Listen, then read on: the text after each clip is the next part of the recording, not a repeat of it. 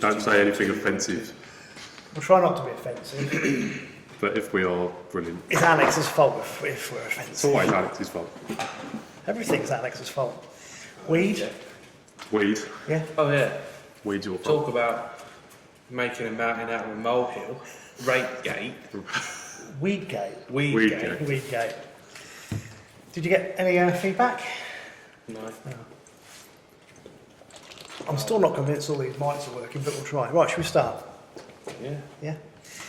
Welcome everybody to Tales from the Tackle Shop. We are on episode 4 now, season 3, so we're cracking on through them, and we have our first guest, Mr. Tom Cole, aka Captain Krakow. he said it himself. Damn it! Everyone's cracked up from time to time. We'd rehearsed this. And that was when his feet hit the water. Yeah. 5 meters. Yeah, we won't talk about that. The overarm 5 metre chuck. We won't talk about that. No. Thanks for joining us. For giving up your time. That's great. Thanks for having me. No problem. So some of you would have... Did you hear that then? Getting old. Some of you would have seen Tom on the YouTube videos that we've been doing recently at Rookery. So it made sense to have Tom on as our first guest as well. So that's brilliant. So we'll have a chat with Tom about Tom Cole and what he does angling-wise in a little bit. But the way this is going to work, and it's a bit of an experiment, so Tom, as always... Guinea pig again. The guinea pig again, yeah. We're just going to talk as myself and Alex do normally, so Tom's just going to join in with the conversation because he's at the tackle shop, so that's what we thought we'd do. You're very quiet, what's up? No, I'm taking it all in. Oh yeah? Yeah. It's like being back at school, isn't it? It processes things slowly, does it? Yeah, no. Let him have his 5 minutes. Oh, hello. Right, we've got loads to talk about this week. So hopefully you'll see some footage over the next few days of the events that were here Friday and Saturday at Rookery Waters, and maybe, Alex, you want to talk a bit about this, because Friday we had the Browning Day. Yeah, Browning teams match. So I think there was teams from Ireland, obviously northern teams, southern teams, Midlands teams. Got teams all over the country. All over, yeah, they sort of come from all over. So they all met up on the Friday. They had all the complex, apart from obviously the main pleasure lakes, and it was very cold. It was the first real cold day we've had, cold night. Felt like there was going to be a frost as well, and it fished all right. Jim Hall won it off Jay with £170. Wasn't he a ringer? Wasn't he the organiser? Yeah. It's like the organiser. All-stars team. Yeah. And then I think Dan Abbott, one of the Hot Rods lads, won his late with £150. But I think the biggest thing of all, it was like, it wasn't so much a match, it was more the prize giving and Browning sort of way of saying, you know, thank you for the year. I mean, Dan Abbott won his lake and he won a Z9 free pole. Yeah. So that's £2.5 pole. Good day out. Yeah, it's not bad, is it? So there was rods, reels. I mean, we had all the prizes delivered here. They've been sat in my container for about 2 weeks, and there was just tons of it, like 2 pallet loads of gear come. Worth travelling for them. Definitely, mate. Yeah. A lot of the anglers weren't so much commercial anglers; they're more natural venue anglers, like Team Central. They're pretty much well known for the canals. Ossett are more like your northern canals. I mean, they're one of the best teams in the country. They're a really strong team. Good anglers are adaptable though, aren't they? They are, yeah, and they won the day. There's a Browning All-Stars team which was like Rory Jones, I can't remember all their names now, Gavin Bridge, Winnie, all them sort of sponsored anglers. Mark Brown? Yeah, Mark Brown, yeah. Trying to think else fish for them. They're all here anyway. Tom Notton, obviously Browning sponsored, but... What peg was... Jim? He was on 27J, wasn't he? He Jim? was on 28J, yeah. What about Dan Abbott? Dan Abbott was on Crow. He drew peg 24, but there was a video lately, some bloke come third off it, but this bloke Not won off it. Not a very good peg. No. He said he had a real good line at 5 metres. Some bloke pre-baited it with a feeder or something. Yeah. Sounds good. So yeah, peg 24 won that lake. On Crow. That's good. I like that. Yeah. Oh, I wish I had asked. So yeah, I think Magpie was one with. What way did he have off Crow? 115. Oh, right, okay. Yeah. And then there was 170 off Jim. I think about 60 or 70 pound one Raven and 96 pound Mark Brown one Magpie. So still good weight for the time. Yeah. Was cold. They'll come back in afterwards. Had a big spread, prize giving, and then on the Saturday we had round 2. So it was the Browning Power days. So before we go into the Saturday, I met George Kenrick Yeah. on Friday, Yeah. and he has lots of roles in Browning, Yeah. doesn't he? But Yeah. his role for this weekend was looking after the sponsored anglers and the teams. Yeah. And he was telling me that the Friday was just basically to thank the anglers throughout the year. Yeah. Hence, it was more of a fun, low-key comp, but with lots of prizes. Fun day out with lots of prizes. Got some lovely prizes, yeah. So I mean, that's Browning really look after their sponsored anglers, don't they? That's pretty cool. That was it was Nice of them giving back to the anglers, really, isn't it? Yeah, it was. Yeah, but Saturday was completely different, Alex. So sorry for butting in. Explain what Saturday was about. It's fine. So obviously the Browning Power Partner has been sort of advertised. We've been sort of pushing it as well. The concept is a bit like the Winter League final. So you have on the Winter League final, you have half your team on decoy and half team on the drains, and we had half the angle. So one part of your pair was here, and the other was on the drain. So it meant that anglers were sort of coming together that wouldn't normally. So a lot of your commercial heads that wouldn't entertain going on a river, all of a sudden have got partners that fish rivers. So it's a real good concept. Gets people talking to each other. Yeah, it does. So it's good prize money. I think it's £100 a pair to enter, so it's decent money to enter. Which, if you don't put the money in, you can't take it out at the end, can you? So what did the top 3 take home? I think the winners got a Z9 3 pole package each, so that's £2,500. Yeah. And they also got, I think they got £3,000 split between them. So they got a £2,000 pole and £1,500 Yeah, each. not a bad day's work. And then they paid top 6 places. So I think 6th place got probably 400. It's quite interesting because you do it like so here at Pidley you did like the winner of all of it gets 1 point, and then so like even if you're getting battered both sides, you haven't got to beat them, have you? No, if you're in the best, you just got to try and That's how they wanted to do it, Browning, as well. I mean, originally I sort of saying pushing for sort of 8 peg sections and stuff like that, and I thought. I think it's better because you could be being beat both sides or whatever, and it's just every ounce counts. It does, without a doubt. And on the drains, it was the same 1 to 60. So, I mean, fishing wise, everyone knows how the potential the Old Neen has. With the weather being so warm and it's just too mild for it still. Natural venues this year, it's just not kicked into gear yet. But it made it a better match because you could do well from areas, and it made a bigger difference. Okay, there was a £21, an 18 and a 17.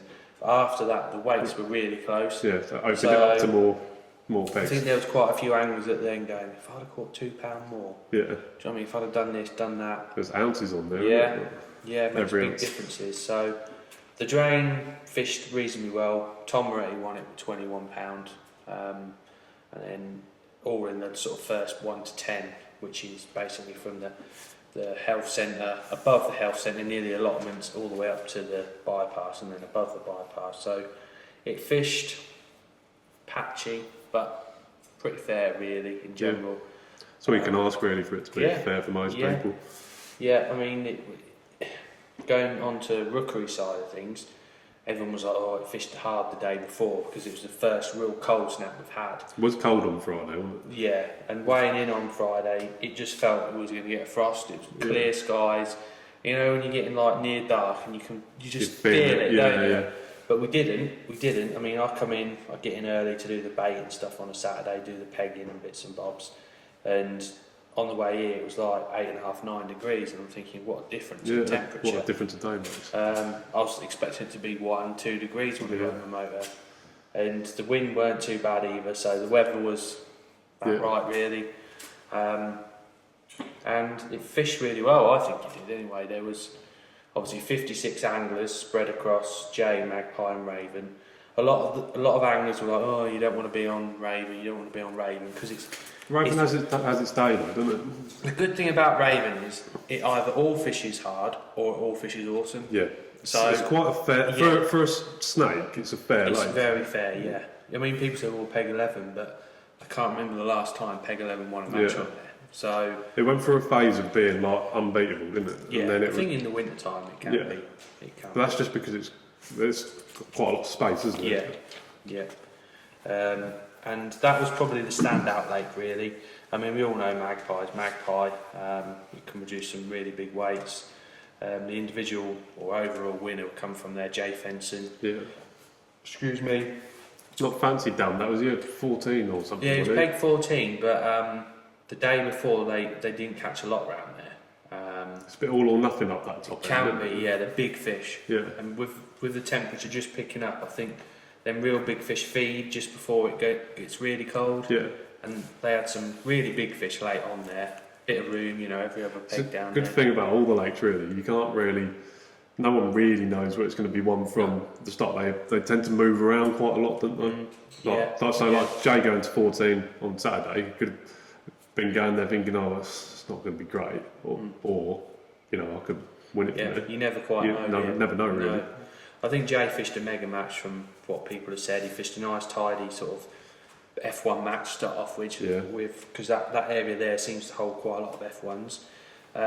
Big in there now, aren't they? Sorry? F1s, they're big in there they're now. a little bit bigger now. They've probably, most of them have doubled in size. Yeah. So the real little ones are now sort of 10, 12 ounces, and they're worth catching, the proper weight builders. And he caught well to start off with on that, and then he's caught some proper ones down the edge edge. dwellers, big ones. We took a photograph of one, didn't we? Yeah, stunning, wasn't he? I'll stick it up on this, and it was a stunning fish. I mean, Big one. no, probably about 10, 12 pounds, but it was just fully scaled. Yeah. Looked perfect. Yeah. Orange.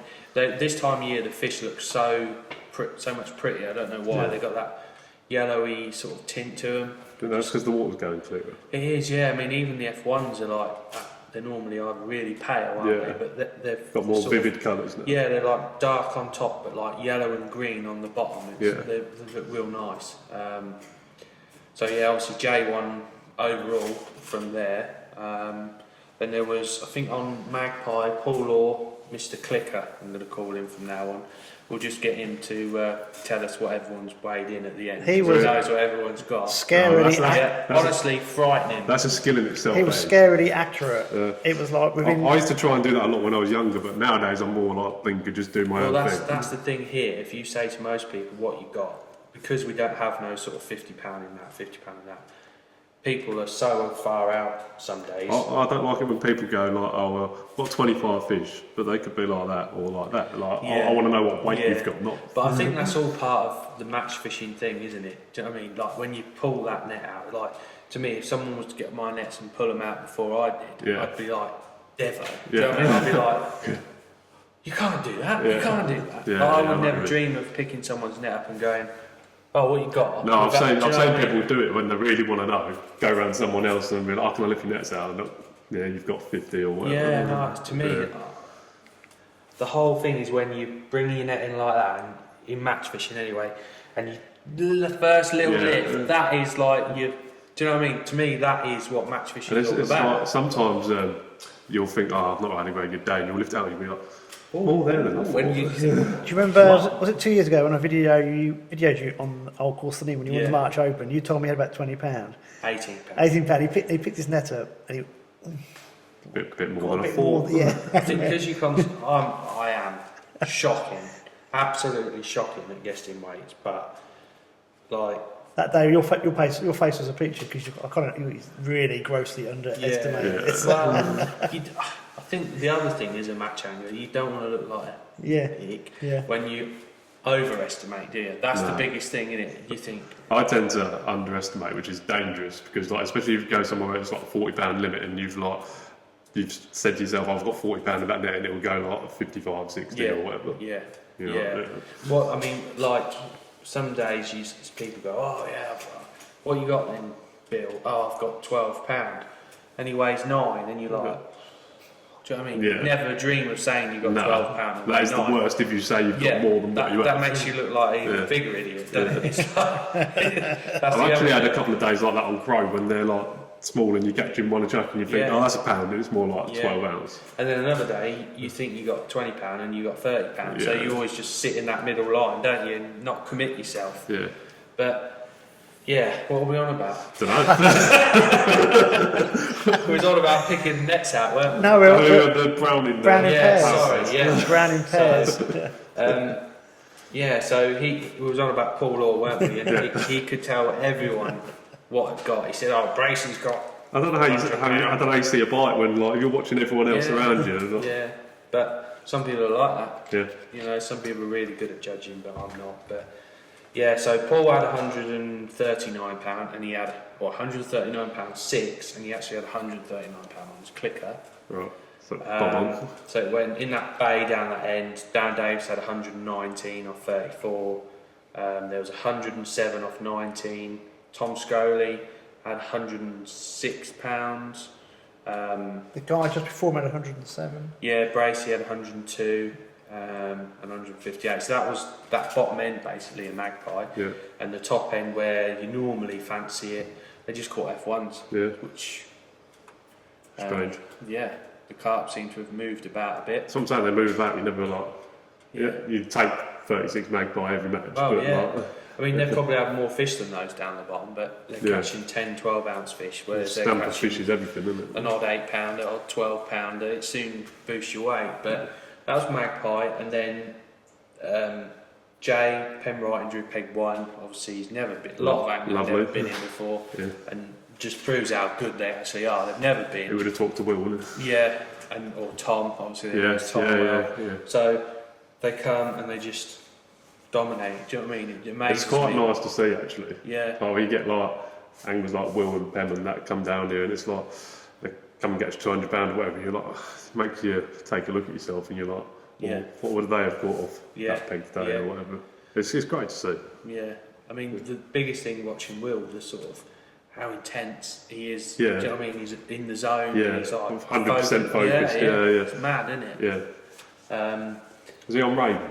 He was. He didn't draw very well. That top end. No, it can be brilliant and it can be hard. But I think I'll carry on with the J and then we'll come back to Raven. Yeah.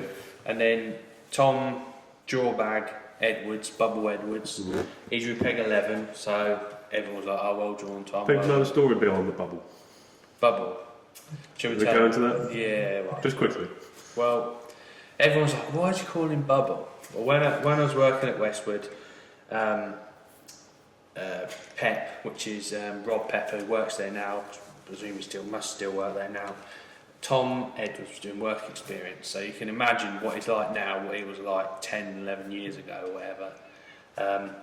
And we at Maver did these spirit levels that you could like put on. Like stick on ones. Yeah, basically like Reeve do them or whatever. Yeah. And we was doing some eBay orders, and Pep goes, Tom.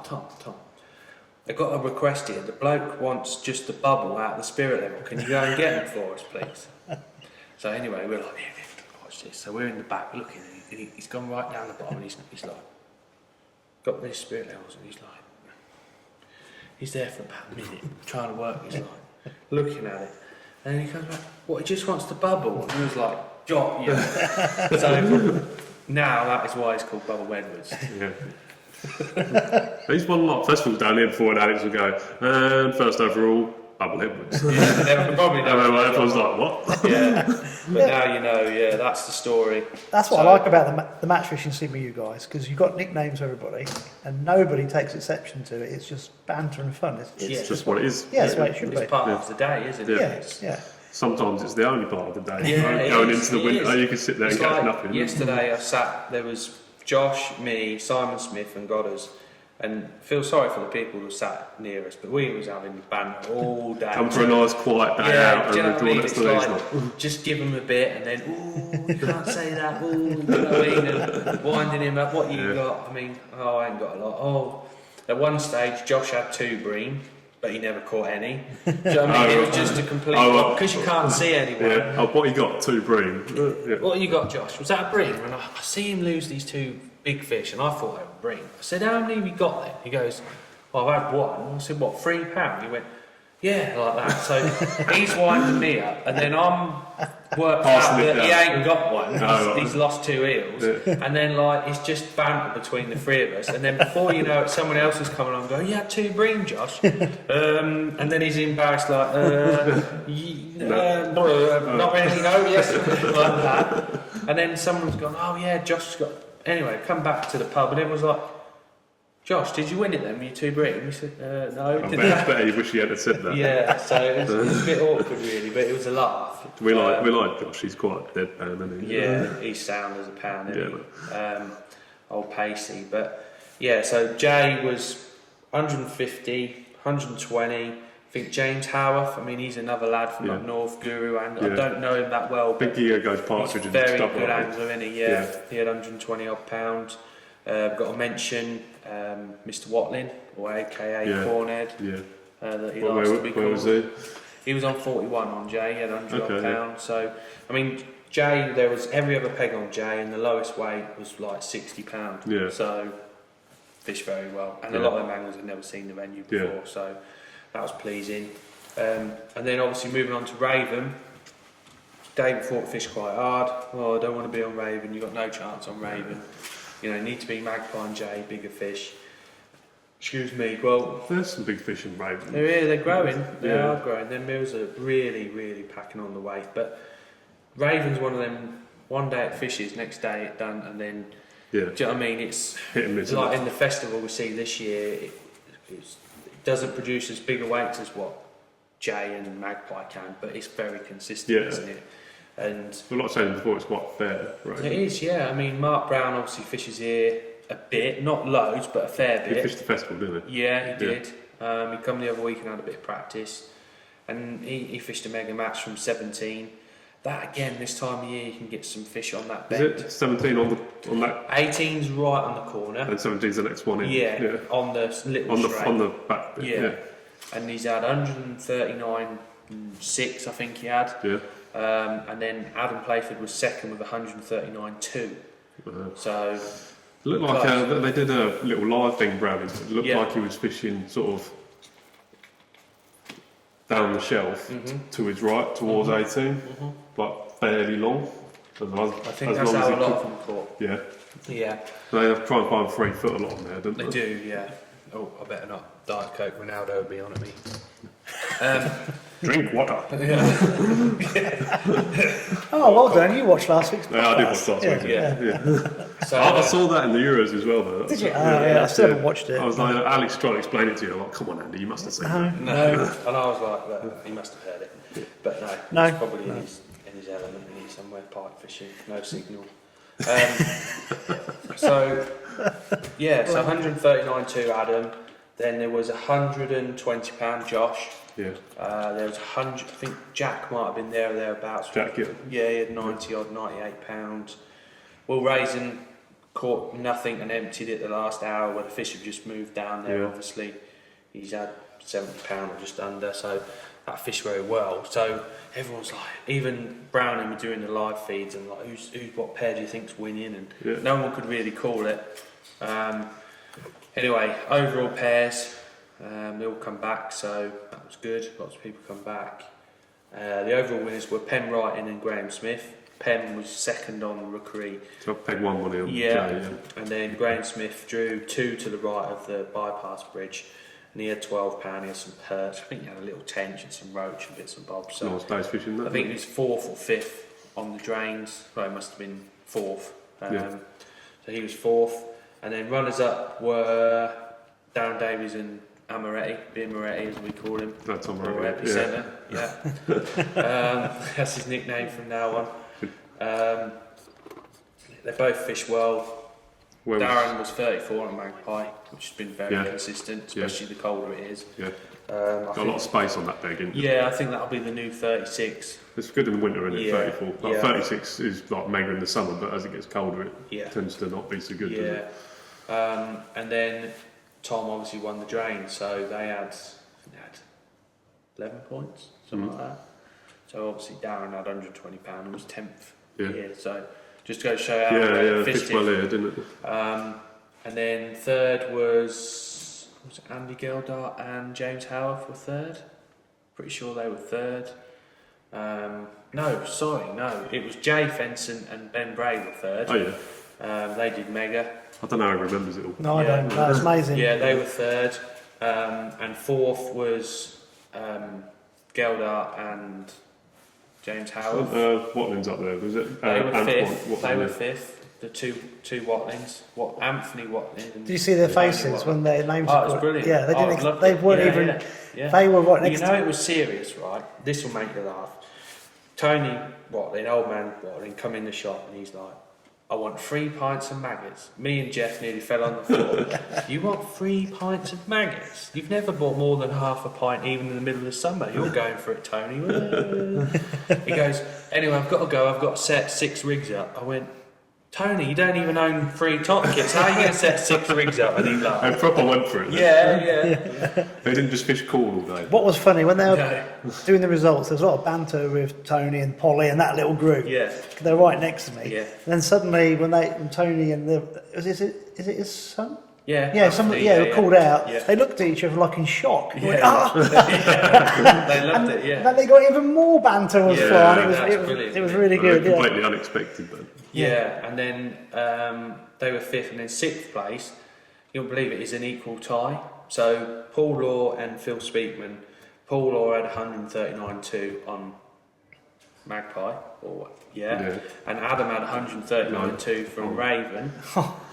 Phil Speakman and Ray Malley drew next to each other on the drain, and both had £8.9.5 or whatever. What?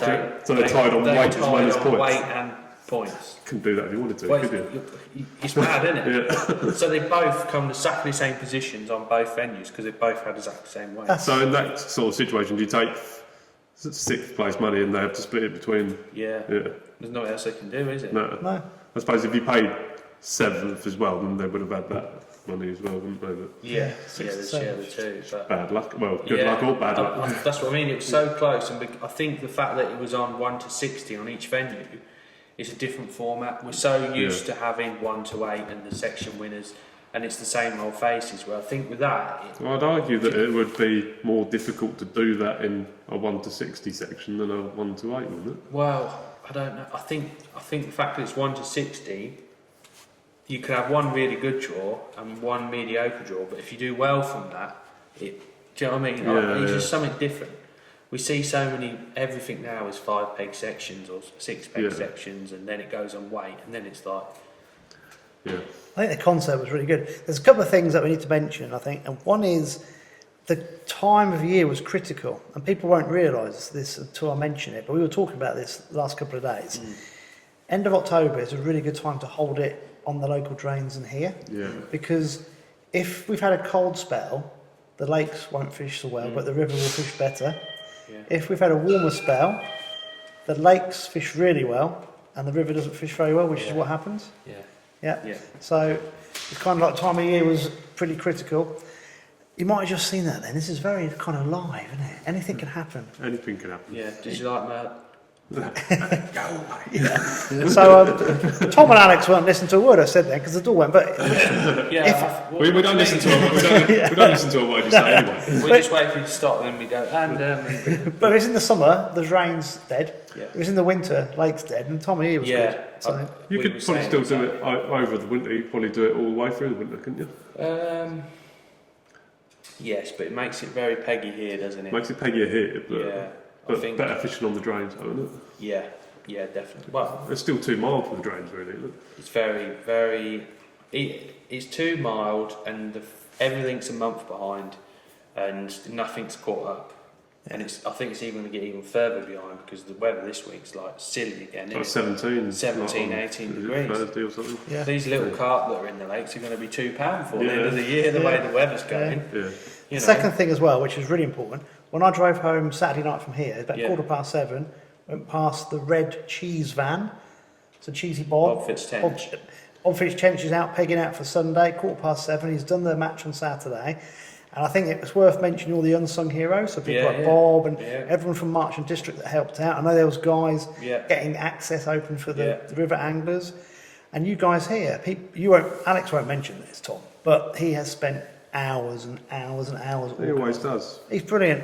Organising this so it was absolutely flawless. Becky, A lot of work goes on behind the scenes. Yeah, it was a tremendous amount of work from the, everyone related to the calf, getting that sorted, but also Alex sorting out the fishery side here and the match overall. So, people listening, the reason it was such a good event, Browning are really good sponsors, and they really look after their guys, but the behind the scenes organisation. Well, some match anglers don't realise how lucky they've got it sometimes. Oh, it's immense. And what really brought it home was driving home and seeing Cheesy Bob's van. It kind of sunk home. I thought, God, he's still here. Then you think, well, why is he called Cheesy Bob?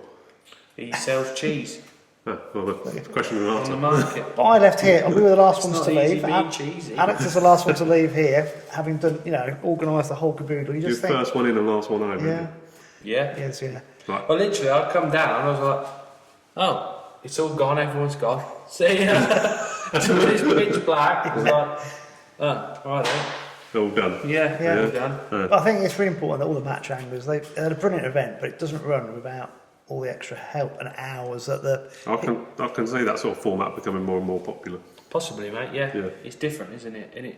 And it brings other anglers together. Yeah. You haven't just got your commercial click and your natural venue click. It's like, I need a partner. I know him. And I enjoyed being here, the 2 or 3 hours at the end, because I'm used to ridiculous backstabbing in the predator world. It's not so bad in lure fishing, but in bait fishing it's just stupidity. But out there, It's a good time to have a nap and start talking about predator fishing. the camaraderie between the different anglers was really good. Yeah. It was lovely. It was a really nice atmosphere. And Alex was mentioning this at the end. I mean, whether Browning do it here next year, because I know they like to spread it around the country. But if Browning don't want to do that again, I mean, it'd be worth. Alex was thinking of Tackle and Baits doing one, but obviously getting a sponsor involved and just keeping that concept going, because I think that was really It's a good. good format because it gives you, even if you draw a bad peg, it's I've got to catch as much as I possibly can for my partner. That Yeah. he might be winning the match on the other Yeah. venue. Yeah.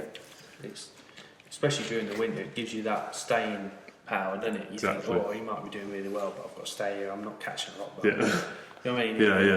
It's Try like and the catch- team try and catch aspect, fish. isn't it? Yeah. So Yeah. yeah, it went well. I mean, obviously, people weighing in and stuff like that. There's, it's quite a big event. Yeah, went well, I think. It was brilliant. Yeah. Hats off to everybody. Everyone did really well. Yeah. Right, I didn't realise you two were going to pick on me. I'm not picking on you. That's all right. I'll get my own back in a minute. I've got to do the editing yet. I could drop all sorts in. I've kept so much footage. Voiceover. Yeah. No, that was really good. Shall we keep the match results till the end? Well, whatever, yeah. Yeah. Crack on whatever you want next. Yeah, shall we? Because I know we've got We top. just talk about any old We do, crap yeah. anyway. Because there's a new. You mean there's an order to this? Yeah, oh yeah. Yeah, it's kind of like That way. Yeah. when we first started doing this in my kitchen, I had a notepad You think we were Irish, right? with everything written down that we had to cover. Right. That's Wing it. Particularly when COVID struck, we were doing it on the phone and thing. It was like, we'll just make it up as go along. But we can talk so much crap; it's Sometimes unbelievable. you find some of your best matches are the ones that you just wing it. Yeah. Well, I don't know. I don't know if I'm not like that now. I'd rather not go fishing if I'm not prepared. I would like to be prepared, but then And I know if I go in the summer when I'm busy, I know what is the point of me going. But I want to go because I want to go fishing. yeah, but you run out of hooks like an hour. It's not that. It's just you end up taking too much gear because you like, I might need that, and your barrel's like and you go, why did I bring all this gear? I don't need any of that. Yeah. Whereas if you were going the week before, you go, don't need that, don't need that. Yeah. Need that, don't need that. Yeah. And you're Fin confident. it all down. Yeah. You set up before the start. Whereas if you're not going every week, you're like, where did I put that? Well, that's the whole subject in itself, and it confidence in fishing. It's like the most important thing, if you ask me. Yeah. Well, and let's ask Tom a question then, because we have got him here. So, I did mention at the beginning, starting to video Tom and his exploits on Rookery Waters, and he's been done very well with the pressure of the camera, and obviously everyone else knowing that he's been It's filmed. a big hindrance having him behind. Especially when he's a piker. He's like, oh, that's a bit small, isn't it? Well, that's a small hook. That's a small float, yeah. So, Tom, Alex was just saying he needs to get into the zone, obviously, and go regularly, so he knows he's kind of like warmed up, he knows what kit he's got to use, blah, blah, blah. Getting into the groove. Yeah, because obviously I've seen you fishing now twice at close range, and far too close, I mean at close range, and you're mega organised as well, aren't you? So you, A lot, yeah. before the start of the match, I'll try and grab you and we try and get something on film, but you know what you're going to do before we start. Now, give everyone a bit of a... You have an idea of what you're going to do. You can never... You can't go with preconceived ideas, really, can you? I mean, No. But what got me was, when I first met you, I was helping out there, and it was like, I saw you and I thought, well, he wants 8 pints of whites.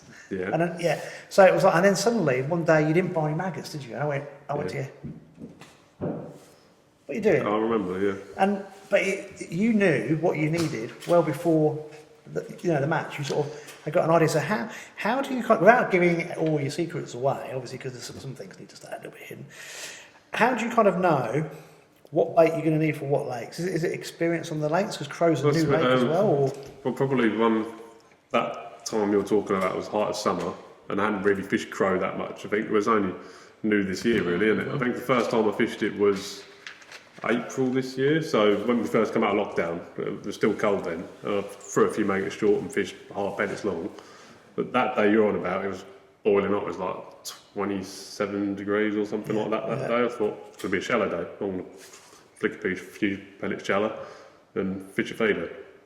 And that's all I wanted to do, really. So you just completely knocked the maggots out of the question and went, that's my approach for the whole day? Yeah, but also just to see if I could just get away with taking pellets. Right, yeah. If I had that day and it didn't go very well, and I thought to myself, maybe halfway through, I could have done with a few mates. So you're experimenting as well? Yeah, then for next time. Yeah. But that's good. For that day, I just fished pellets shallow for 6 hours and won the match. You have £198. Something like that. Yeah. Oh, that's interesting. So you didn't even know it was going to work. You had an idea. I go to Float Fish Farm a fair bit as well, and that's like big carp on pellets and shallow. And I like shallow fishing, so I'm like, well, if I can fish shallow, then that's all I'm going to do. And I'll do that all day. The other thing is that the lakes change, don't they? Yeah, they change with the seasons. I mean, earlier on in the year, there wasn't these tiny little carp and crow, so you could put maggots anywhere and know that if you got a bite, it was a decent fish. So the reason I asked that question is, when we videoed the last one last week, at the end, Tom was saying, I wish I hadn't put the micro pellets in the ground bait. Yeah, because it's a funny one with micros and ground bait. So you want the ground bait for smell, but then you want some food content, because I feel if you just fish ground bait in the summer, they'll come in, have a feed, then go. But if you've got a few like micros in there, they'll come in, feed, stay, come back, stay, come back. But sometimes you only need the ground bait. So it's but you were working out in your head, you were telling me what you felt you perhaps... Yeah, because when we fished that live match last, it was throwing maggots there as well. So really it was pointless having micros and ground bait, because you've got a load of maggots there, smell of the ground bait, and then I'm fishing double worm over the top, great big target hook bait, so there's not really any point in. But that was me being lazy. I've got this method mixed up with ground bait and micros for chucking to the far bank, so put a bit of water on it, clag it up a bit. Yeah, but you're obviously trying to stay ahead of I'm trying to preempt a little bit. You're thinking about it all the time, yeah. Yeah, which is interesting. So you're not staying with one method, you're kind of constantly altering what you're doing depending on what's going on. If you're obsessed with fishing like I am, you're thinking about it like all day, every day. Yeah. The other thing I noticed is your rigs. Because your floats, it's DT floats, isn't it? It's obviously you're sponsored by DT. Yeah. Yeah. And they're beautiful floats. Yeah. But obviously you adapt them all the time as well, don't you? You're doing different things. Not always. Like they're handmade floats, so they're strong. But I think you mean like I'll colour them in black. Yeah. Yeah, but that's because you get a lot of white water on crows, so there's nothing better than a load of white, silvery water in front of you and a black float sat there. It's dead easy to see. I love it. Yeah, we've had an angler say that the crow was designed wrong. I said, oh, okay. Why is that then? Thinking, come on. It's poorly designed because the sun's in your eyes. Oh, you can control the sun, of course. So I just went, righto, mate. Yeah. Cheers for that. Yeah, great input. Yeah, jog on. Yeah. That was quite funny when we walked around and had a plug around on the far bank, and I said to Andy, there's a hole at the end of the lake here. I'm going to chuck a feeder in that. That'll be well good because the wind's hammering down. I've stuck my landing handle and it's like that. That's just where all the banks. A little bit of the bank just eroding already. Where the but like if you sat there and you didn't know, it looks perfect. Yeah. But it's, You think in 4 years' time that's going to be like into the bank and probably deep in there. That'll be. Is that deep? Yeah. with all the silts getting deposited already. It's interesting. And that's another thing I did wrong on our live match is that feeder where I plumbed it up. Well, actually saying that, I caught in shallow water down the edge, didn't I? But I plumbed it up and it's like 16, 18 inch on the far bank and thought that'd be bob on. But then we've had a few chucks like closer back down the shelf and caught a few doing that, didn't Well, the guy next to you was casting shorter and he was picking He's up caught much better on the feed than the light. Yeah. But then he didn't crack off. No, he wasn't feeding the 5 metre line, was he? No. Let's go back to your rigs, because obviously when you turn up for a match, because you're setting up your end Pole rigs. what's the end sections called? Top kits. Top kits, that's it. Yeah. Better angle. But you've got several top kits there, and you explained to me and the camera what you're doing, blah blah blah blah. So do you check before you leave the match the night before that those rigs are spot on, or have you got so You many make them rigs? too long, then you cut them down. Right, okay. So that's what you do. That's what you do before the start of the match. So you'll have rigs for certain depths. Will you have 3 or 4 rigs exactly the same that you will just replace as you get through them? So in your trays, you might have. They have duplicates of. They're all just made up on the same line with different. Right. So what sort of numbers do you work on? Just 3 or 4 duplicates, or? Depends. I mean, you go generally speaking throughout the summer you fish 017, 019 main lines, and in the winter 015. Then you just have different sizes of floats made up on their main lines. Because I can see both of you are very well prepared. Yeah, you've got to be. You've got, got to be organised, don't you? That's one thing you can do in your angling, isn't it? You can become a far better angler just by preparing your kit. You can beat someone just by being more organised. Because if they're spending 5-10 minutes looking for something behind them, like every hour of a match, then you've got an extra half an hour, 45 minutes to catch fish. Even some of your top kits, you've got markers. Depth markers, yeah. Which I was the first time. Like I was saying before, like on, I don't know, Tack Raven as an example, a lot of them try and find 3 foot on that inside line and throw maggots there because 3 foot's it's not too shallow and it's not too deep, is it? So you can go, right, okay, I want to fish in 2-3 foot today and go and find that. Or in the summer you can go, I want to find 16 inch on the far side and go and find that depth. And then if you've covered all your depths in a match, then the fish will tell you on the day what depth they want to be in. Depth of angling is very. The fish do they like different depths at different times of the day and at different days of the week. Depth is in this last 3 or 4 years. Depth is everything in match fishing, isn't it? Some people in the summer will set up 10 jelly rigs and with like 4-inch intervals. Right, is that critical? Yeah.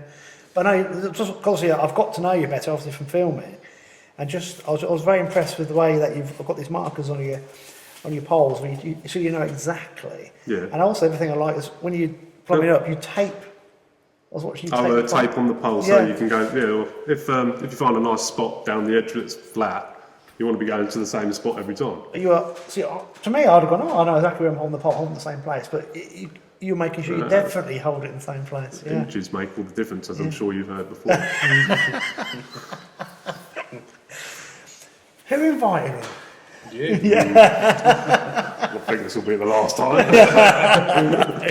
No, but it's great because I'm obviously when my predator fishing, I'd prepare. You wouldn't chuck a lure out somewhere for a pike when you know there's nothing but perch there, would you? No, but it's also you'd make sure you've got the right hooks on, it runs at the right depth, everything's perfect. But it's just. It just shows the better anglers do prepare. That's one thing they got in common. You've got to prepare. Yeah, you got to prepare. But it was interesting what you were doing. I like the way that you went around with the depth marker. Well, I wanted to do that because if you're in the middle of the lake, normally you're not going to do that. Yeah. So it's just curiosity more than anything. It's a good job you did because when you were checking, it wasn't. The thing is, the lakes change as well a lot with the erosion, especially new lakes. So at the minute, it's quite shallow down in them edges, but give it 2 years, you'd be surprised how much deeper it is, where the fish have naturally wore the edges out. They come in and do that sort of thing. Just they clean themselves on it and all sorts. Yeah. It's good having this little chat, picking each other's brains about preparation, I think, because I think it's one of the things that everyone can do. And I hate tying hooks. I hate tying hooks. See, I don't mind tying hooks. I could tie rigs, not a problem. See, I find once I get sort of in the groove. Yeah. That's what I'm saying. With prep, I find that once you get into it, you do a load, don't you? You do a load, and I'll get my phone and I'll put it on the table and I'll watch something like this, watch a video, and then you'll just be doing it and not thinking about it, watching that. Yeah. It's easy to tie a load, isn't it? If I tie a fly, I'll tie 3 or 4. Listen to a podcast,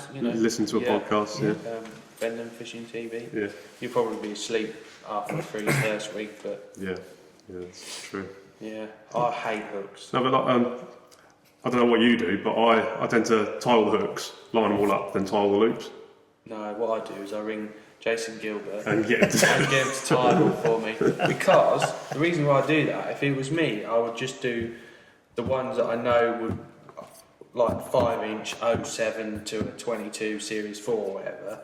Whereas if I send them to Jason, I'll have a load of them, but then I'll also have some in 4-inch, 7-inch. Do you know what I mean? And Yeah. I wouldn't normally do that because I'd be like, oh, really? Do I really need that? That's somewhere where I've changed over the last few years. I used to use 4-inch or 6-inch. Yeah. Now I really only use 3-inch for like a mudline or whatever. I use 4-inch 9 times out of 10. Then I'll use 5-inch of them being a bit faffy. Yeah. I don't really use 6 inches anymore. I was about to say, everybody who's particularly listening to the audio, that tapping sound you can hear is not John Spalton, the eel catcher we have back. It's both Tom and Alex tapping the table. I'm going to need a ruler to smack on the... Tapping the table, I Oh, touched the that's table. yeah. nowhere near the table. But the big bang you just heard, was that dead body again? Gary Cliff. It's Gary Cliff. Does someone need to check he's Poor all old right? Gary. I did make me laugh at it. No, but you've worked him to the bone. He's like... Bless him. we get to go and check on him in a minute, make sure he's all I've right. been falling over again. That's your dad. That's your dad, yeah. I don't Beat know. me too, that one. Pete gives him a run for his money. Right, now, the problem is I didn't set my phone up. I don't know how much time we've spent, but it doesn't matter. This can crack on for as long as we want. Oh, he's fallen over again. What he's doing is he's just like, Maybe he's doing cartwheels or gym routine. He's going to Gymnastics. show us his sequence when we go upstairs. Right, now, one of the things we're going to ask our guests to do is bring in a favourite piece of tackle. So, I've cheated a bit. because Tom's mega organised, he's brought in two. So, Well, I've got an old one, an old favourite and a new favourite. right, show us your old favourite. Come on. Old favourite. oh, can't be that big, it's in his pocket. Leather Piembo. Lever, is that what they call it? Lever Piombo? Lever Piombo? Italian. Italian stallion. I've had that 12 years, this pair. Hold on, Yeah. we need a... I'd be lost without them. Would you? Yeah, because I've got goofy teeth. My teeth don't meet in the middle. Right. You've got goofy teeth. I've got very... Show I'm the just camera. goofy all over. That's a blue one, I haven't seen one of them for I ages. used to have a pink pair, Did you? and I lost them, and I was devastated. I used to have a pink pair as a spare pair. Thing is, with them leather Piembos, you've got to make sure that little bit there is Yeah. dead straight. Yeah. Because some of them are awesome, Yeah, and some of them are shocking. yeah. So is that for putting your shot on? That bit's So- taking it off. So you can take your shot off Yeah. and put your shot on.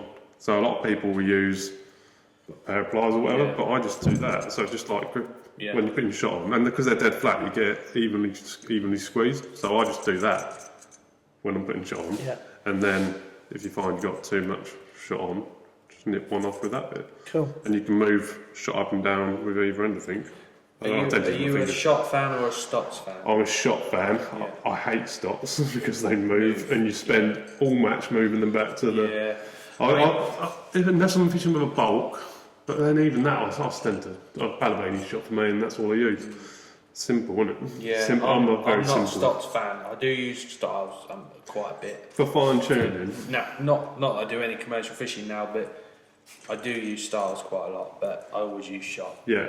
But I know a lot of the lads that have that problem with Stotts, that they move up and down, Yeah. pinch them hard and they still move. But So a lot- Colmick do some, and a lot of people are switching to them because they don't. They don't move so No. much. Yeah. So a lot of what people say to me about Balabini is that it damages your line. But if you Yeah. put them on right, I tend to put them on, then if you move them down, then you'll get a damaged bit of line. But once you've moved them, Yeah. then you cut that bit of line off and retie Yeah. your rig load, Yeah. and then you can move them where you want them on your rigs, and they don't damage your line. You know, Alex knows what I'm going to mention because he showed me this video by Alan Scott Horn. That's where I got it from. That video. That video is quite. That Yeah, was- yeah. just flatten the line. Yeah, slide then it you over. can squeeze the line with that, damage your line, move your shot, and it makes a groove on the Yeah. inside of your shot, and then once you've got your damaged bit of line, retie your loop, get rid of that damaged bit of line. Genius, isn't it? Yeah, and then you can move your shot around like. So, for example, if I want like a spread bulk at Yeah. the beginning of the match to fish pellets, and then I want to fish maggots on the same rig later on, I can move it all around. And Yeah. yeah. But that was that's one of those little gems you go, it's Great idea. It is a great idea, yeah. It's just one of those things you go, oh wow. But a lot of people want to put their shot on and not move them. The other thing is, people do put it on with your teeth. Sometimes when you're in full swing and you need just a number 13 or something like that, just to fine trim your rig, and you put it on with your teeth, and you look at it at the end when you put it on your winder and go, look at those perfect ones that put on with a pair of pliers, and look at that dodgy one put on with the teeth. You've taken the coating off so it's super shiny as well. Yeah, and it's amazing really the difference. People are like, I just use my teeth. Yeah. Yeah, but when you put them on with one of those or shot-in pliers, everything's straight. I find it dead easy with them because you can just literally tooth it like thumb finger and push them on. And then you hook into a tench, and then you go, oh no, that one I put on my teeth. Oh. No. That's when you lose it. Bing. So that's great, Tom. That's exactly what I was thinking about when I asked you to bring something in. So thanks for that. I thought I could bring floats, but it's too obvious in it that I'll bring some pole floats in. But, Yeah, doesn't matter. That's a really good one. Yeah. And what's your second one? Are you up to date? Oh, something I'm fanning around with at the moment. Homemade feeders. Well, it's an adaptive let's have a look. maggot feeder. So you can put some maggots in the bottom. Yeah. And then cap it off with a little bit of ground bait or micros. Oh, you've made these yourself, have you? Yeah. Well, it's actually it's an idea I got off of Paul Holland. Right. Just a way of fishing a maggot feeder a bit different. The only problem with them is you can't fish them on a slope or a far bank because they'll roll. But I've got some that have got the weight on the outside, like a flat bit, so you can chuck them. 13 are Yeah. Well, you can have them. That one's inline. You're taking a picture of that. But fish it inline or. That one's still actually got a maggot in it. I used that at the weekend at decoy. Any caught? The whole one of it. But So they cast alright? like, you know what? Like a bullet, like a missile. That's only like 15 grams, something like that. 15, 20 gram. But chuck that to the far side of you, no problem. Something different. Yeah. Sometimes see they roll. Yeah. But like I've got some matrix ones that have got like a flat bit on the outside. Now, you're not going to believe this, but a friend of mine who used to zander fish a lot, doesn't fish now because things got so bad. He was using something exactly the same of that and just putting in small parts of dead baits. Yeah. But he wanted it to tip up. Probably a much bigger one though. No, because these zander anglers, when they use baits, they use maybe just a roach head. Yeah. They use very small baits. So I've made them because maggots dominate a lot here, don't they? They do, mate, yeah. So be interested to see how Crow fishes this winter. Yeah, like I fancy chucking one of them to the far bank, not into the shallow water, but like. What, 5 metre line? Just gonna. Yeah, I'm 5 metre line. I think dob it, yeah. The crack off line. Crack off line. I think that'll be good on Crow. Yeah. Trying to get a bite out of me. So, how much are these retailing for? I don't know, what's the maggot feeder? 165. They're easy to make. All you £3 for the do is take your weight off, cut the cap off the end, and then you drill 4 or 5 mil drill bit, 4 mil then 5 mil through the weight and through the feet at the bottom. Put your stem through, glue it if you need to. How are you going to fix it? Are you going to have it in line?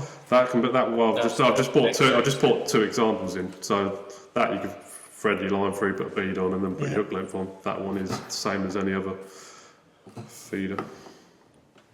A little elastic in the bottom. So you don't put the cap back on then? You could do. Like hold that again. I tend to cap it with a little bit of ground bait, or you can, with your cap, you can just cut a slit in the side and then. Yeah. I didn't realise that they were both different. Hold on a second. Let me get this on here. Just pull the elastic out. That's small. Whether it works or not. Hold on. Got tech issues here. Hold on. Did I put the? Oh look. He's done that a lot. Left the cap on. Yeah, it doesn't work when you leave the lens cap on. I'm going. It won't focus. You want to get a professional.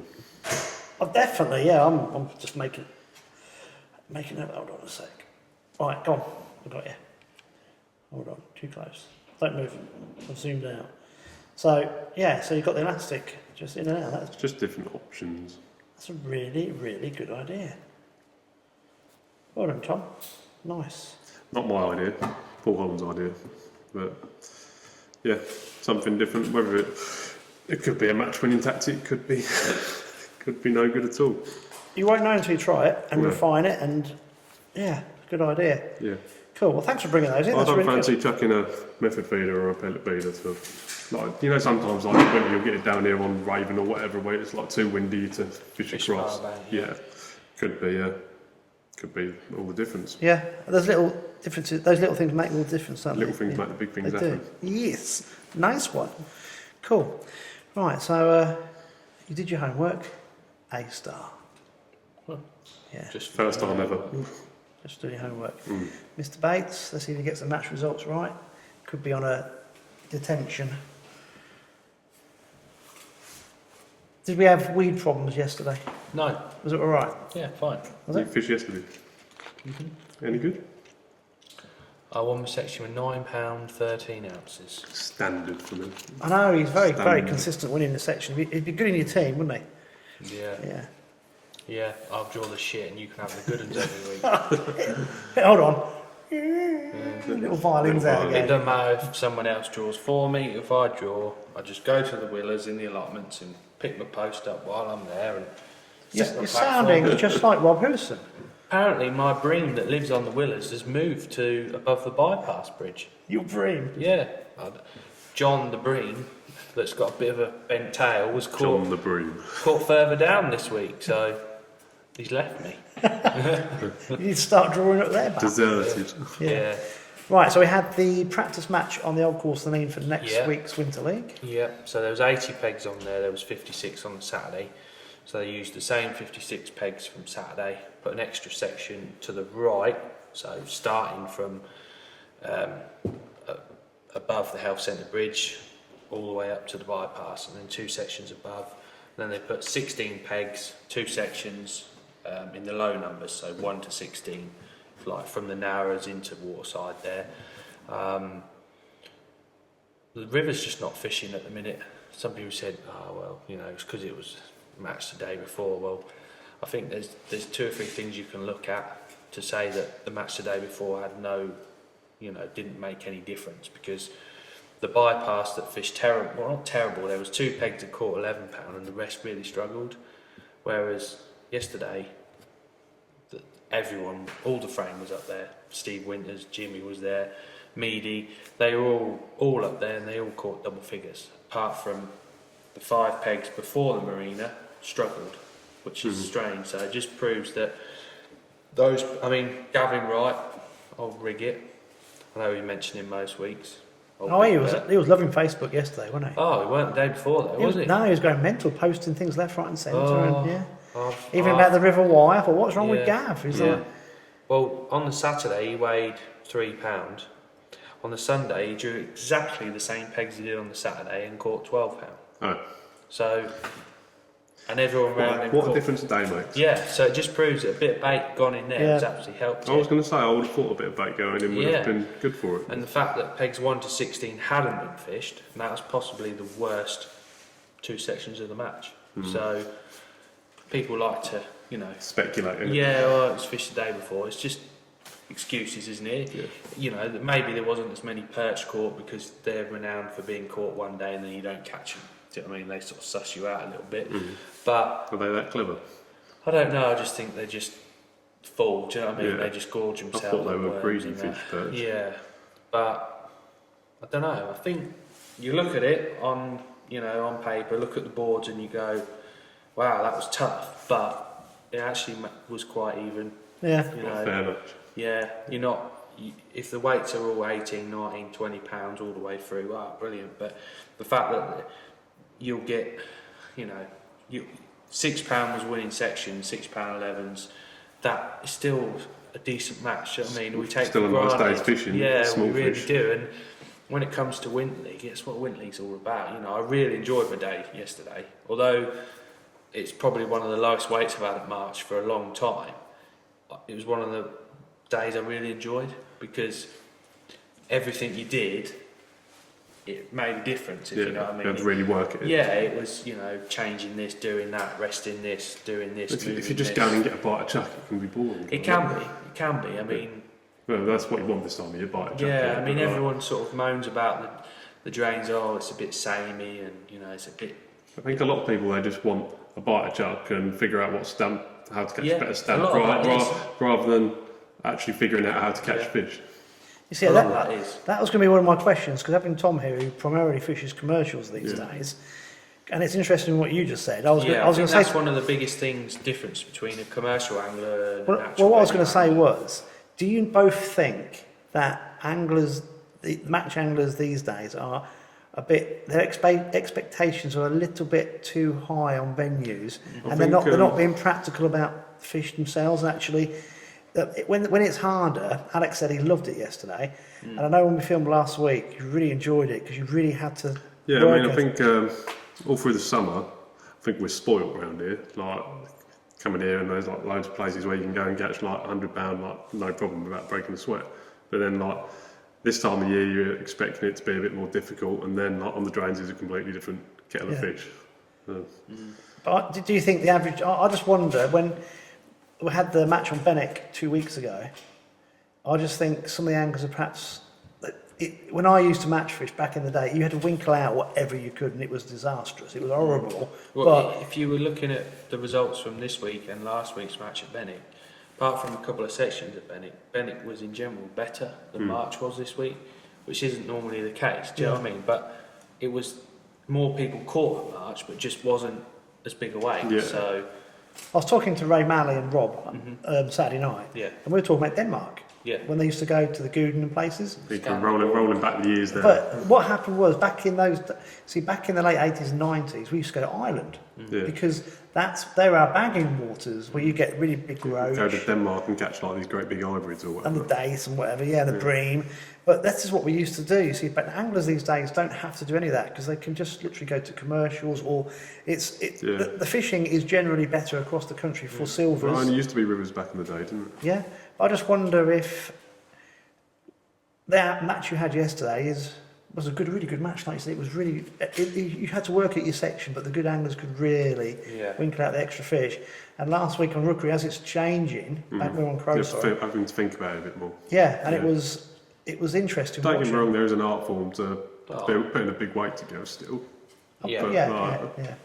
It's. I mean, the thing is, like, when you fish a commercial, it's all about getting the bite and the fish are all decent stamp. And some venues where it's F1 dominated, it's like take your brain out and numbers game. Yeah.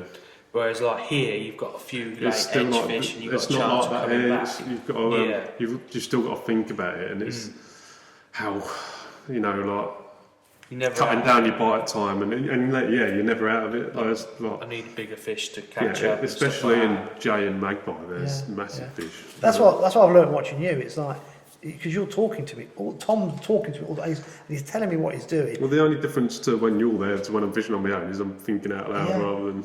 And it's interesting listening because you're telling me because of the camera, but also you're talking to me because I'm sat literally just a few feet away from you. It's actually, I know we take the piss, but like, it's actually nice sometimes having a second set of eyes. You know, like when you've got a bank runner and I can like just focus, rather like you were coming on the back of that plug earlier on Magpie, I forget what his name was, but looking at other angles and you can tell what everyone else has got. Yeah. I just go to Andy, how am I doing? I could generally get close. You were wrong though, because you said, mate, on the next peg and beat me, and I doubled him, so. He smashed you the first hour, didn't he? Yeah, but it's a 6-hour match. I know, but I spent 2 hours in here because I was in here because it's so cold. But I think you two are very similar ilk, but you're both fishing different venues. That's what I was going to say. I used to do a bit of like natural water fishing. I used to fish Castle Ashby, Winter League and stuff like that. Yeah, but when I it's was interesting picking your brains. Like you really enjoyed what was technically 2 tough matches, but you really enjoyed it. Yeah. But £85 come third. So you had £9 won your section. You both really enjoyed, but you can't compare the weights. But the fishing's so different. But I think the really good anglers are like you two. They're the ones that kind of get stuck into the moment of what's actually, and you have a flavour for what's happening on the water. Well, that's quite interesting because something a lesson I've learnt myself over the last few years has been like, you probably know yourself, if you're struggling, likelihood is everyone else around you is going to be struggling. Like you often get into your head sometimes that, I'm not catching, I must be doing something wrong. Whereas likelihood is that you're not doing anything wrong. It's just how it's fishing. Yeah. Does that make sense? Yeah, I know what you mean. Like, when I was younger, it used to be like, I must be doing something wrong, I'm not catching. But then like 10 bags around you, they're not catching either. Sometimes you think you need to be catching all the time. It's all about confidence, isn't it? You need to know that you're on the right lines, you're doing the right thing. Because the worst matches you fish are when you're flitting around. You're flitting around and you disappear up your own arse. Yeah, that's it.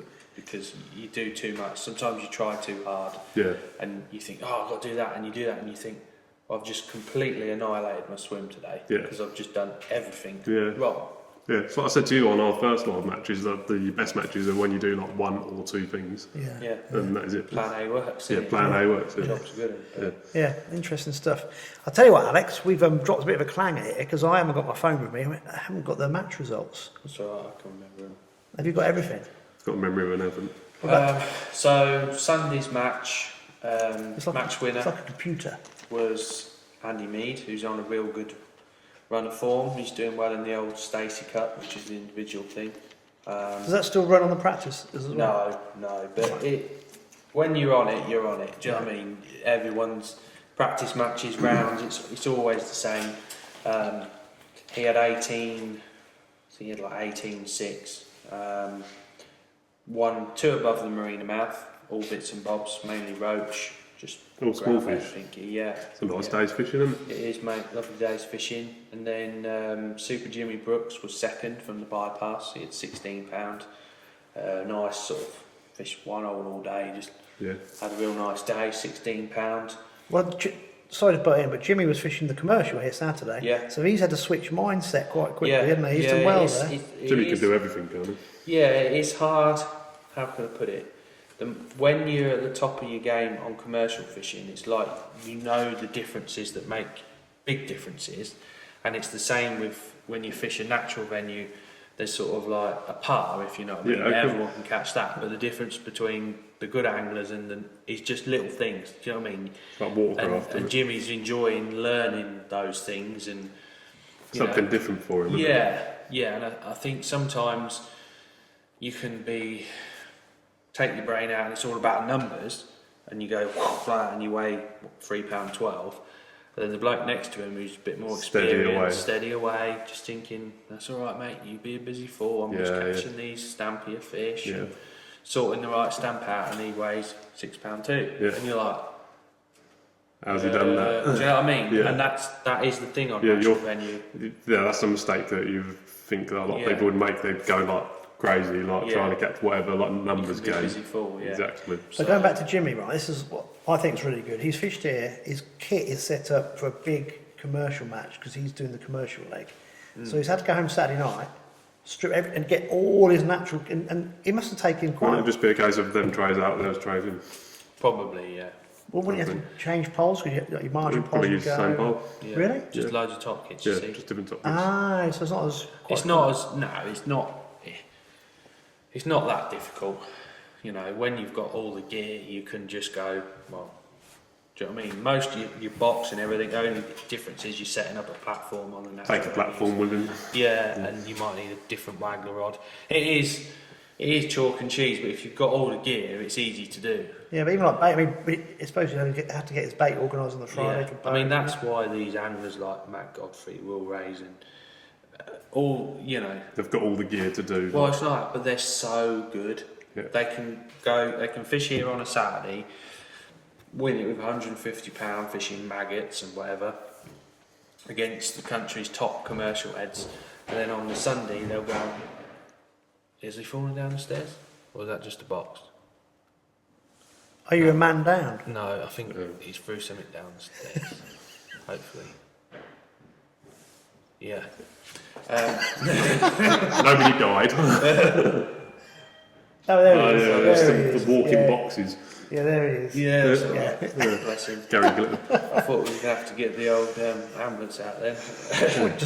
Wait until the end of the podcast and we'll get the ambulance. Just bury him somewhere, wouldn't we? Let's find a trench. And then they'll fish the Stainforth and Kebby Canal, blood rum joke fishing, or do you know what I mean? That's why they're the best though. And they can just win at that as well. Yeah. You know, look at Lee Carey and people like that. They're just phenomenal anglers. Yeah. Phenomenal. That's a good. I still think it's switching and knowing and fishing the both matches right. That's a good effort, isn't it? So anyway, so I put in second. Yeah. So there was two £14. Dave Rowell had £14. Who else had £14? Don't know, but I think last in the frame was like £12. Epicenter Amaretti, Tom Moretti, he drew the first peg nearest the town, if you know what I mean. So everyone was like, "Oh, well drawn, Tom, epicenter." Another bunghole, back to back. That's what we're calling him. Two wins on the trot. Well done. He had £12.6, and I think Rob Hewson had £12.8, and they were both across West End Park. And then I think I was the next best weight with 9.13 all the way up to the bypass. And then above the bypass, the lowest weight was £11 in one section. So, it weren't your normal march, but it was interesting. It was good. Yeah. Great. Something different. So looks good for next week when you have the next leg of the Winter League. yeah, hopefully. Have you found the colder weather? Have you found some of your teammates yet? Or they? Yeah, there's yeah. How many rounds has there been? There's only been 2 rounds, so we've still got a long way to go. They're doing a bit of a Norwich at the minute. No, not that bad. Jesus. It's a bit mean, isn't it? Norwich, that's God, dear. That is a proper insult. That is Norwich. Yeah. Look at his face. Yeah, maybe it's a bit like Solskjaer and Liverpool battering them 5-0. Do you know what I mean? Maybe it was one of them results last round. Yeah. Maybe not as bad as that. 'Cause That was bad. They'll never live that down. No, that'll be in the minds of Liverpool fans forever and ever and ever, won't it? But Yeah. So all in all, looking good for next week. Lads are a lot more upbeat compared to the Bennett practice, put it that way. It's fairer, isn't it? Yeah, we had a lot of lads pick up money, which gives you a bit of confidence as well, in sections. Not so much in the frame, obviously Jimmy framed, but I won my section, Winters picked up money, Rob won his section. Always helps picking up a few quid. Yeah, it just gives you that incentive. Goddard's won money. Godders? Yeah, whatever. Goddard's. I've Godders. Doom and gloom merchant. He won money. So Ray won his section. I think Gav was third, but it was all thereabouts in the section. In practice match, you're on the right track, aren't you? Yeah. I think the fact that quite a few of the lads fished the day before helped as well. So then they sort of understanding of the venue a bit more. Yeah. The river it just reminds me of how it was probably 6 years ago, but I think when the cold weather comes, It's going to be mega. on fire. Yeah. It will be good because all Kill those. all that weed off as well. I can't wait for the cold weather. Yeah, but no, the weed's not a problem. Not a problem. No, but the fish need to move, don't they? They're not coming in on masses yet because that cold weather's not pushing them in. No, that'd be good. What I meant earlier when I said we've booed, we haven't got all the other angling club results this week. Should we double up next week and apologise this week? Yeah. It's Tom's fault. Yeah, it's all Tom's fault. Bad preparation, that. But it was, Well, he just come early, didn't he? He was like, Yes, what we'll do, all the local angling clubs, we'll have a double catch up next week. Obviously, with the Browning pairs as well, there's a lot to talk about. Yeah. And, we'll just apologise profusely and we will get those get out. the whole beach ones in. Yeah, we'll get them all done next week. Cool. Busy few days though. It's been good, isn't it? Yeah, I'm knackered. I don't know if you can tell. I bet you are. Yeah. Absolutely knackered. Yeah. Get that KFC on the way home. Yeah, I will, mate. Yeah, about 10 o'clock. Yeah. Alex is going to reward himself with Fall KFC. asleep in your gravy. No. Oh, no. Gravy. You got to have gravy on KFC. No. Of course you do. No. What part of KFC do you have gravy on? All of it. No. Yeah. It's Do you? disgusting. Oh, you two are wrong, man. No. You've got to have gravy on KFC. Do you know, I would That's eat. why they sell gravy with KFC. Yeah, I know, but I just don't like it. It's, What, so you it's the don't- worst gravy I've ever tasted. Is it? Yeah. The milkshakes aren't great, are they? McDonald's chocolate milkshakes used to be awesome, and then they kind of like changed it. It's like naff. They're chewable now, aren't they? Yeah, and KFC, you say, oh god, if they just did a nice milkshake, it would round it off. If they just wouldn't had chicken, it'd be good. Yeah. Yeah. Yeah, that would help. Oh dear. I'm one of these supercharging meals. I like the hot. I like that hot. Oh, you like the hot meals, do you? Yeah. Tongue on fire. Not from the first time. Yeah. We talked enough. I don't know. I was in Dreamland then, thinking about I'd like Chinese, but I'm not going to ask you about your favourite deals. No. No, not Chinese. No. Tom, what's your plans for the next couple of weeks? Might have a week or two off, and then individual winter league starts here mid-November, something like that. Yeah. Yeah. That's a good job you mentioned that, because we were talking about that beforehand, weren't we? That we're probably going to film parts of, well, some of the matches, obviously the beginning and the end, and see your progress through the. We can do like a Winter League story or whatever. Yeah. So Cold match day. Yeah, that's what we'll do. There you go. He's named it for you. Yeah. Done half the work. Perfect. Winter League round 1. Winter League round 1, blank. Yes. Winter League round 2, blank. Caught 3 in 3 chucks and never had another bite for the last 20 minutes. Winter for you. Yeah. Yeah. We're not going to video every match, but we'll do a sequence, and we'll obviously do the beginning and the end of the whole Winter League, and we'll put that together. So that could work. Be quite interesting. Yeah. Yeah. Yeah. So we'll do that. It's always good fishing here throughout the winter. Yeah. Yeah. If not, If not a bit windy. if not, come to the tackle shop, and Alex will have a bit Some of banter. beers in that fridge. Yeah. Oh look. Yeah. It's not dead. No, we thought you'd fallen down the stairs, Pete. Yeah. I actually went, oh shit, I think Pete's just fallen down the stairs. Yeah. Right, well, guys, I think we've come to a natural end. Tom, thank you so much Thanks for having me. No, it's been really good fun as always. Really enjoy filming with you because you've done a lot of it yourself. You know the problems involved with it, but it's nice having you on this as well. So thank you for your time, and these were great little things to bring in. Good stuff. Alex, anything else to mention? Oh, I need my bed. Well, everybody, thank you for tuning in and watching. It's a bit of a visual one this week. So if you're on the audio podcast, then you need to go onto YouTube really, because we're going to be doing more and more of this when guests come in. Thank you, everybody, for listening and watching. This has been Tales from the Tackle Shop, a Fenland Fishing TV production.